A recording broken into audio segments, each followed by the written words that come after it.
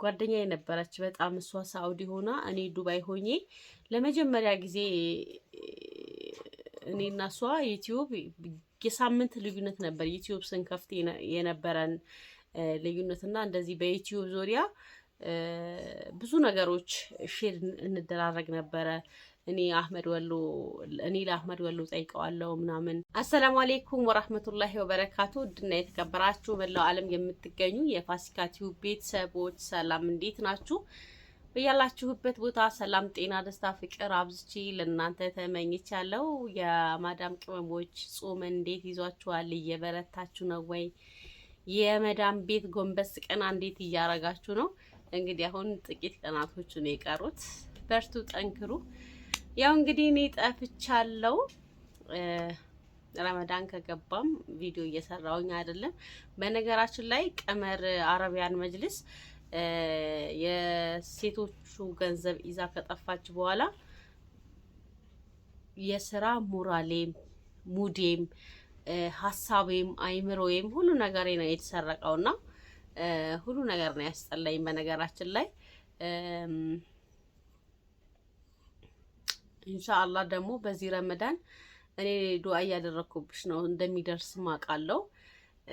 መቼም አይሳካልሽም። አንቺ አረብ ሀገርም ሂጂ ሌላም ቦታ ሂጂ፣ እርግጠኛ ነኝ ሰርተሽ ልትለወጪ ሳይሆን ወይም የሴቶችን ልክ እንደ ልማድሽ የእህቶችሽ ባል ቀምተሽ ልታማግጪ ወይም የሰው ባል ዘርፈሽ ልታገቢ ቅምጥ ልትሆኚ ነው ከሀገር ሸሽተሽ የሰው ገንዘብ ዘርፈሽ የወጣሽውና መቼም አይሳካልሽም። መቼም እንደምትከታተይኝ አይኖር እርግጠኛ ነኝ 100% ባለሽበት ተደብቀሽ ቪዲዮን በየቀኑ እንደምታይ እርግጠኛ ነኝና ረመዳንሽ ዝም ብለሽ ነው የምትደግሚው። እንኳን አንቺ የኔ ረመዳን አይደርስም፣ የኔ ጾም ራሱ አይደርስም። ዝም ብዬ ነው የምደክመው፣ ምክንያቱም ባንቺ ምክንያት የሰው ገንዘብ ስላለብኝ ማለት ነውና ኤኒዌይስ ጓደኞቼ ከዚህ በኋላ ላለመጥፋት ሞክራለሁ፣ ለመምጣት ሞክራለሁ፣ እመጣለሁም ኢንሻአላህ። እናንተም ደግሞ ቪዲዮውን ላይክ እያረጋችሁ አበረታቱኝ። ምንም የለም በቃ በዚህ ምክንያት ብቻ ነው የጠፋሁት እኔና በቃ አስጠላኝ ታውቃላችሁ። ዛሬ በጣም አዘንኩኝ። ቪዲዮ አይቼ የእውነት በጣም ነው ያዘንኩት፣ በጣም ነው የደነገጥኩትም።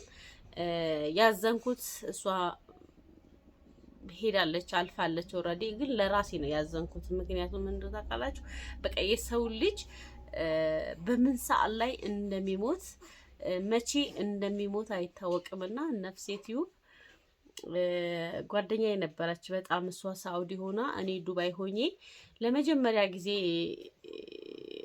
እኔና እሷ ዩቲዩብ የሳምንት ልዩነት ነበር ዩቲዩብ ስንከፍት የነበረን ልዩነትና እንደዚህ በዩቲዩብ ዙሪያ ብዙ ነገሮች ሼር እንደራረግ ነበረ። እኔ ለአህመድ ወሎ ጠይቀዋለሁ ምናምን። ከዛ እኔ ያወቅኩት ደግሞ ለሷ ሳውቃት ነበር። እንደዚህ ቀላል አልነበረም በዛ ሰዓት ዩቲዩብ መስራትና እንደ ቀላል ሞተች ሲባል በቃ እኔም ማመን አልቻልኩም። ከሞተች በጣም ቆይቷል ተባለ፣ ቢያንስ 1 ወር አልፏል ተባለ።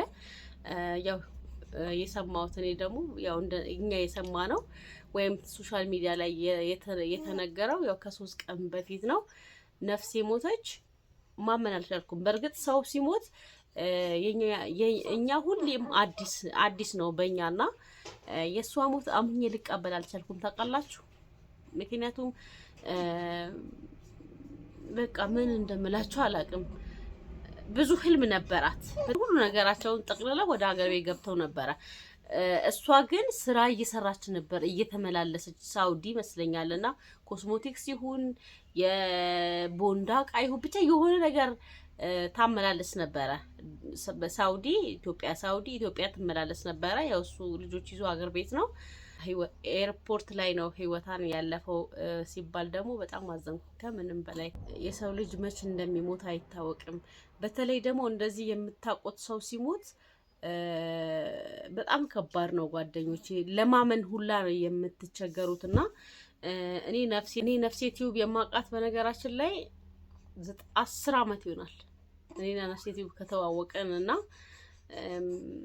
እንዲሁም ቲክቶክ የመጀመሪያ ቲክቶክ የቲክቶክ ፌመሶች ነበሩ። እሷም ባሏም ማለት ነው። በሆነ ቪዲዮ ነው ቪዲዮአቸው በሆነ በመሳሳብ ነው መሰለኝ ቪዲዮአቸው ቫይራል ወጣ። በቃ የቲክቶክ ፌመስ ጥንዶች ካፕሎት የሚባሉት የዛሬ 6 አመትና 7 አመት እነሱ ነበሩ እና በመሀል ግን ከሚዲያው ጠፉ። ሁለታቸውም ሀገር ቤት ገቡ፣ ወደ ቢዝነሱን አዘነበሉ፣ ጠፉ። ብዙ ጊዜ ዩቲዩባቸውን ሰርች እያረኳ ያለው ቲክቶካቸውን ሰርች እያረኳ ያለው ግን አዲስ ነገር አላይም። እና አያችሁ የሰው ልጅ ህይወት በቃ በዚህ ልክ ነው። ያ አይን ያልከፈቱ ልጆች ጥላ በቃ ሄደች።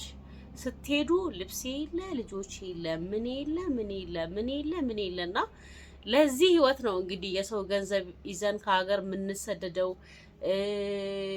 ምናጭበረብረው፣ ምንዋሸው፣ በስራ ጉዳይ አንዱ እንዳይሰራ ቤት ላይ ስራውን ሁሉ ነገሩን ትቶ ቁጭ እንዲል በመተት በአስር ነገር በጥንቆላ ሰውን የምናስረው ለዚች ህይወት ለዚች እድሜ ነውና አንድ ኢትዮጵያ ላይ በአሁን ላይ ፋሽን የሆነው አንድ ሰው በስራ ከበዛችሁት ወይም ደግሞ ከሱ የላቀ ገቢ ወይም ልትደርሱበት ምናምን ከሆነ ካሰበ በቃ ሄዶ ስራችሁ እንዲያስጠላችሁ የሆነ ነገር እንድትሆኑ በጣም እንድትሰቃዩ ጭራሽ ያንን የምትሰሩትን ስራ እንዲያስጠላችሁ ቤት እንድትቀመጡ ያረጋችኋል። የሆነ መተት ነገር አለ አይደል? ድግምት ነገር እንደዛ በስቷል ኢትዮጵያ ውስጥ። ለምን እንደሆነ አላውቅም። በቀደም ቤሩቶች እንደዛ ብለው ሲናገሩ ነበር። ለካ ቤሩቶች ብቻ አይደለም ኢትዮጵያ ይብሳል ጓደኞቼ፣ ኢትዮጵያ ይብሳል። የሆነ ስራ እኔ ራሱ አንዳንዴ አስደገሙብኝ እንዴ ስራ እንድጠላ ነው የምለው፣ አሰሩብኝ እንዴ ስራ እንድጠላ ነው የምለው። እና ኢትዮጵያ ላይ ይብሳል። የሆነ ልትበልጡት ከሆነ ወይም ደግሞ አሁን ለምሳሌ እኔ ሸቀጣ ሸቀጥ ቤት ምሰራ ከሆነ የኔ ሸቀጣ ሸቀጥ ቤት ገቢ ካለው ያኛው በአንድ ቀን ልዩነት እንኳን ለሱ ሳይሸጥለት ቀርቶ ለኔ አንድ ሁለት ሰው መቶ ከገዛኝ በቃ አለቀ ማለት ነው። ስራ ሁሉ ያበቃላችኋል። የሆነ በቃ እንደዚህ አይነት የሚያስጠላ ባህሪ ነው ኢትዮጵያ ውስጥ እየታየ ያለው አሁን ላይ። በጣም ሊያድግ ነው፣ በጣም ሊወጣ ነው፣ ሊሄድ ነው። አሁን ደህና ህይወት እየኖረ ነው። አሁን ደህና ቢዝነስማን ሆኗል ስትሉት የሆነ ሰዓት ላይ ቁልቁል ይወርዳል። ይሄ ምንድነው? በመተት ነው፣ በቃ በሲህር ነው እንደዚህ የሚሆነውና ለዚህች ህይወት ነው እንደዚህ የምናደርገው፣ እንደዚህ የምንባላው የሰው ገንዘብ ይዘን የምንጠፋውና ነፍሴ ቲዩብ እንግዲህ አላህ ይዘንላት። በዚህ ረመዳን ሁላችሁም ዱአ አድርጉላት። የማታውቋት ሰዎች ትኖራላችሁ ብዬ አላስብም። እንግዲህ አሁን ከ2 አመት ከ3 አመት ወደዚህ ሶሻል ሚዲያ መጠቀም የጀመራችሁ ሰዎች ካልሆናችሁ በስተቀር በእኛ እድሜ በእኛ ጊዜ የነበራችሁ ኮመንታተሮች የነበራችሁ ሰዎች እርግጠኛ ነኝ ነፍሴ ቲዩብን በጣም ነው የምታውቋት። በጣም ከኛ እኩል ነበር ቪዲዮ የምትሰራው። እንዲሁም ከሰዓሊና ከአሊ ቀጥሎ ቲክቶክ ዩቲዩብ ላይ ካፕል አንድ እነሱ ነበሩ። አንድ ደግሞ ሀን የምትባል ያቺ ትግራዋይቷ አሁን ላይ እንኳን ጸጉር ቤት ነው መሰለኝ የወባ ጥስ ምናምን ነው የምትሰራው ሳውዲ ላይ። ያቺ ቆንጅየዋ ልጅ እሷ ነበረች ካፕሎች። ሌላ አወልና ማነው ስሟ ብቻ ነበሩ። እነዚህ ነበሩ ጥንዶች ዩቲዩብ የሚሰሩ በፊት በእነሱ ጊዜ ወይም በእኛ ጊዜና ታውቁታላችሁ። ሁላችሁም ዱአ አድርጉላት። ወላሂ በጣም ነው ያዘንኩትኝ፣ ማመን ያቃተኝ። በቃ አሁን ነበረች ልጆቻችን ጥለን አስክሬን ሆነች፣ ሞተች፣ ተቀበረች።